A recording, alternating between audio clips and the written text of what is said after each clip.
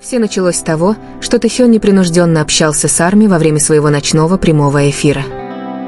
Он смеялся, читал комментарии, отвечал на вопросы, как всегда. Казалось, ничего необычного, пока он внезапно не замолчал. Тэхён на мгновение опустил взгляд, его улыбка немного померкла, когда он замешкался, словно решая, стоит ли ему говорить то, что у него на уме. Раздел комментариев мгновенно взорвался. Ты в порядке? Что случилось? Расскажи нам». Затем он поднял голову, сосредоточив взгляд, голос стал ниже, чем прежде. Прямо в этот момент Чингук, который смотрел прямой эфир дома, заметил, что что-то не так. Он наклонился ближе к экрану, нахмурив брови, ожидая. Тэхён тихо вздохнул. А затем он сказал это, предложение, которого никто не ожидал. Предложение, которое заставило Чингука замереть в шоке. Это было не громко.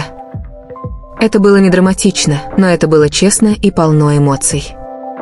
Арми сошли с ума. Видеоролики мгновенно разлетелись по социальным сетям, и через несколько секунд имя Чингука стало трендом, потому что его реакция говорила громче слов. Взгляд Чингука смягчился. Его губы слегка приоткрылись, как будто он не мог поверить, что Тэхён наконец-то сказал это. Что бы ни значило это признание, было ясно, что между ними навсегда что-то изменилось. И это было только начало. В тот момент, когда слова Тэхёна вырвались, все изменилось. Не только в том прямом эфире, но и во всем фандоме. Чингук сидел совершенно неподвижно, широко раскрыв глаза, глядя в свой телефон, как будто ему нужно было перематывать этот момент снова и снова, чтобы поверить, что это реальность. У него перехватило дыхание. Выражение его лица было невозможно скрыть. Через несколько секунд его реакцию засняли и опубликовали везде. Чингук в шоке после признания Тэхёна. Вы видели, как он выглядел? Тэкук настоящий. Детективы Арми работали быстрее, чем когда-либо. Сравнения бок о бок заполонили ленту времени, анализируя каждую деталь, поднятую бровь Чингука, то, как он закусил губу, как он прикрыл рот рукой, словно пытаясь что-то сдержать. Некоторые говорили, что он был удивлен. Другие говорили, что он точно знал, что Тэхён имел в виду. Но в одном все сходились, ему было не все равно. Очень много. Вскоре после этого Чингук включил камеру. Не для прямой трансляции, а для обновления видео. Он не произнес ни слова, он лишь застенчиво улыбнулся и показал пальцами маленькое сердечко. Этого было достаточно, чтобы привести Арми в неистовство. Потому что эта улыбка была не просто радостью, она выражала облегчение. Как будто Тэхён наконец сказал то, чего Чингук так долго ждал. В чем же правда этой безмолвной связи? Что на самом деле значила эта фраза? Чем больше фанатов пытались ее расшифровать, тем глубже становилась тайна. И пока мир все еще пытался осознать реакцию Чингука, Тэхён уже готовился раскрыть больше. Это была только вторая волна. Самый большой шок был еще впереди. Пока Арми по всему миру пытались расшифровать произошедшее, Тэхён молчал после окончания трансляции. Ни поста с комментариями, ни разъяснений. Ничего. Он словно хотел, чтобы все задавались вопросом. Но он все же оставил кое-что, подсказку. Одну строчку в чате. Короткую, но содержательную. Он знает, о чем я. Фанаты замерли. Были сделаны скриншоты. Поделились переводами. И вдруг весь сюжет изменился. Кто такой он? Арми не потребовалось много времени, чтобы понять. Все указывало на Чингука. То, как Тэхён сказал это предложение ранее, мягкость в голосе, нерешительность, надежда, казалось, было адресовано кому-то конкретному. Тем временем Чингук оставался активным. Он лайкнул пост о трансляции, пост, в котором цитировались точные слова Тэхёна. Совпадение? Арми так не думали. Затем еще один неожиданный поворот. Тэхён опубликовал историю. Простое фото ночного неба с одной загадочной подписью «Для тебя». Ни имени, ни тега. Всего 2 слова, которые говорили о многом. До поздней ночи разносились шепотки. Это было ради Чингука? Он отвечает «Т». О чем они говорили до этого? Напряжение между ними никогда не было таким реальным, таким близким, таким хрупким. И словно этого было мало, один из фанатов заметил, что они оба были онлайн в одно и то же время почти час. Личные сообщения, телефонный звонок, план, что бы ни случилось в этот тихий час, все снова изменилось. Потому что уже на следующий день Тэхён решил раскрыть всю правду. И на этот раз никто не сможет это игнорировать. Следующий день наступил с тяжестью, которую невозможно было игнорировать. Фанаты проснулись, все еще в шоке от хаоса прошлой ночи, но Тэхён молчал. Никаких объяснений и прояснений. Только эхо его слов, которое никак не утихало. Он знает, о чем я. Арми ждали. Минуты превращались в часы. Споры становились все громче и громче. Затем, без всякого предупреждения, Тэхён снова вышел в прямой эфир. Экран засветился, он сидел тихо, в мягкой толстовке с капюшоном, с немного взъерошенными волосами, словно он вообще не спал. Он улыбнулся, но это была не та яркая, игривая улыбка, которую знали Арми. Эта улыбка казалась нервной и уязвимой. Даже поприветствовав фанатов, он опустил взгляд на свои руки, понизив голос. «Я сказал кое-что вчера вечером. Кажется, многие из вас это заметили». Чат мгновенно взорвался. Тэхён взглянул на экран, затем покачал головой и застенчиво усмехнулся. «Иногда есть вещи, которые ты хочешь сказать долго, но просто ждешь, надеясь, что другой скажет это первым». Миллионы зрителей почувствовали холодок. Он говорил о Чингуке? Тэхён продолжил, и его губы изогнулись в легкой задумчивой улыбке. Он смотрел прямой эфир. Конечно, смотрел. А потом мы поговорили. Раздел комментариев сошел с ума. Тэхён поднял взгляд, его глаза потеплели, светясь чем-то настоящим. Он понял меня, как всегда. Никаких имен. Никаких подробностей. Но все точно знали, кто такой он. Именно в тот момент, когда Арми казалось, что момент уже не может быть тяжелее, вверху экрана появилось уведомление. Чингук с кроличьим лицом смотрит прямую трансляцию. Тэхён сразу это заметил. Его выражение лица изменилось. Сначала тихий вздох, а затем самая мягкая, самая искренняя улыбка, такая, какая появляется только когда в комнату входит кто-то особенный. И на мгновение показалось, что весь мир исчез, оставив только их двоих в невысказанной правде, повисшей в воздухе. То, что Тэхён сказал дальше, вызвало бы гораздо больше шок, чем все, что было до этого. А реакция Чингука взорвала бы интернет. В тот момент, когда имя Чингука появилось на экране, Тэхён застыл. Не так, как вчера вечером, на этот раз он был полон адреналина. Он пытался продолжать говорить, но слова вдруг стали тяжелее. Арми заспамилили чат, Чингук здесь. Т, посмотри на него. Тэкук, живем вместе. Щеки Тэхёна слегка порозовели. Он тихонько прочистил горло. Он наблюдает, так что я буду тщательно подбирать слова. Даже через экран было слышно, как колотится его сердце. И как раз когда фанаты пытались успокоиться, Чингук присоединился к чату. Не приветствием, не эмодзи, а одним сообщением. «Я знаю». Глаза Тэхёна расширились, когда он снова прочитал комментарий.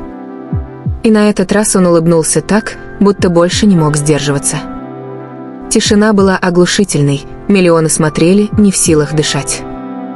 Тэхён наконец заговорил. «Тогда ты тоже знаешь, почему я это сказал». От Чингука выскочило еще одно сообщение: «Скажи чётче, Хён». Вызов. Напряжение. Электричество. Фанаты буквально чувствовали, как этот момент приближается к чему-то неизбежному. Тэхён наклонился ближе к камере, его глаза сияли честностью. «Перестань заставлять меня совершать все эти смелые поступки». Чат взорвался хаосом. Все кричали, все плакали, все уже нажимали на повтор. Но тут Чингук отправил сообщение, которое разорвало мир: «Я приду». У Тэхёна перехватило дыхание. Он отвел взгляд. Нервный смешок вырвался из груди. Прямо сейчас? Никакого ответа. Секунды шли, каждая громче предыдущей. Затем раздался звонок в дверь Тэхёна. В комнате воцарилась тишина. Тэхён повернул голову к двери, широко раскрыв глаза от шока. Миллионы наблюдавших затаили дыхание вместе с ним.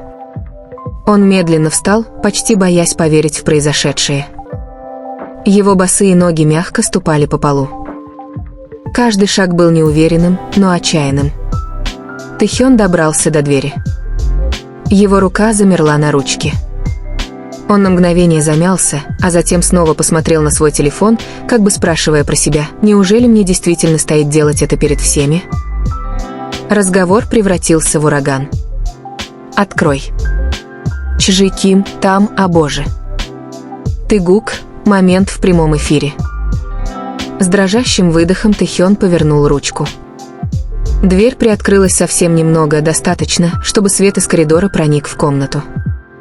И тут послышался знакомый голос. «Т». Это был он. Чингук вошел, натянув толстовку, дыша часто, словно бежал всю дорогу. Их взгляды встретились ошеломленные, эмоциональные, испуганные, с облегчением. Губы Тэхёна приоткрылись, он не мог говорить. Чингук нервно рассмеялся себе под нос, потирая рукой затылок. «Если ты продолжишь говорить такие вещи, мне придется прийти». Напряжение было электрическим, грубым, неприкрытым, настоящим. Тэхён прошептал: «Ты действительно пришел». Взгляд Чингука смягчился. «Ты просил меня понять, и я понимаю. Но иногда мне хочется, чтобы ты сказал мне это прямо». Чат был в полном разгаре: слезы, крики, документирование истории. Тэхён взглянул на телефон, внезапно вспомнив миллионы наблюдавших. Чингук проследил за его взглядом. «Выключи». Его голос был тихим, серьезным, но мягким. «Некоторые вещи не для всех». Тэхён не двигался. Он просто смотрел на Чингука со страхом и тоской, переплетенными воедино. Наконец, Тэхён потянулся к экрану. Последнее изображение, которое увидели зрители: Чингук подходит ближе, их силуэты почти соприкасаются. Рука Тэхёна дрожала, когда он завершал прямую трансляцию. Щелк. Экран потемнел. Интернет взорвался. Но за этим черным экраном началась настоящая история. Тишина после того, как экран потемнел, была громче любого крика. Телефон Тэхёна лежал экраном вниз на столе, уведомления гудели, как далекий гром, но никто из них не пошевелился, чтобы проверить. Чингук стоял всего в нескольких шагах от него, достаточно близко, чтобы Тэхён видел, как быстро поднимается и опускается его грудь. Какое-то время они молчали. Не было ни камер, ни комментариев, ни зрителей. Только они. Чингук медленно шагнул вперед. «Знаешь, сколько я ждал?»